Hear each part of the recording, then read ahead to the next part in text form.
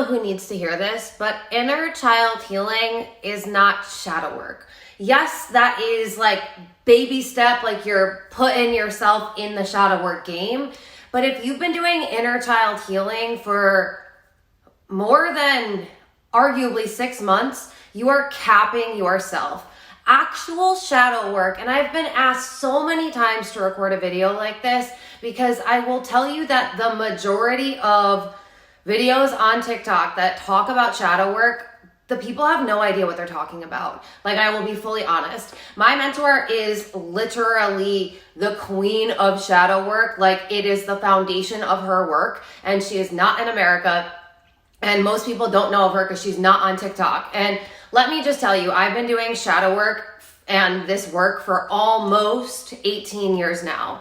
If you think that inner child healing is shadow work, we need to keep going. If you don't know, shadow work originated from Carl Jung. So Jungian philosophy, and then he gets even more into mysticism as he gets older, which a lot of people aren't aware of because we weren't taught that in school, because the school system doesn't want you to be a free thinker.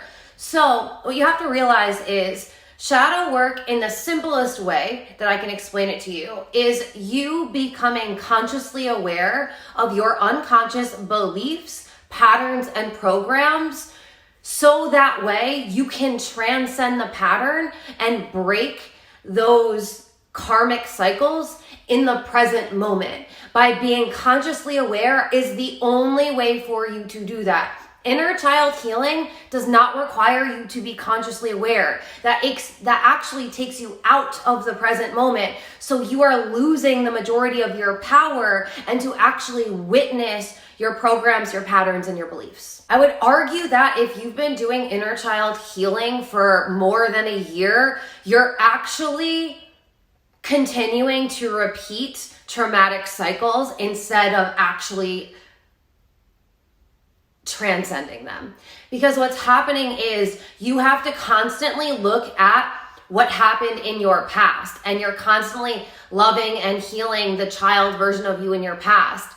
That is the opposite of what shadow work is. You are meant to be consciously aware in the present moment, because quantum physics says the only moment is now. So if you have to keep going back to your past and your brain doesn't understand the difference between past, present, and future, and your body relives trauma every time you think about it, you're just re-traumatizing yourself, and you're not actually transcending. So you're not actually ascending. You are not raising your consciousness, and you're not raising your frequency. And no, I do not have any programs on in-depth shadow work, because this is a process that I facilitate with my clients on a one-to-one basis, because shadow work is so deep and so nuanced, and it really depends on you, specifically you, where you're at now, where you've come from. Yes, like that's always going to play a part, but I need to be one-on-one with you to help you facilitate this process. And really, if you're not experienced in shadow work, if you're not working with a mentor that is very experienced in it,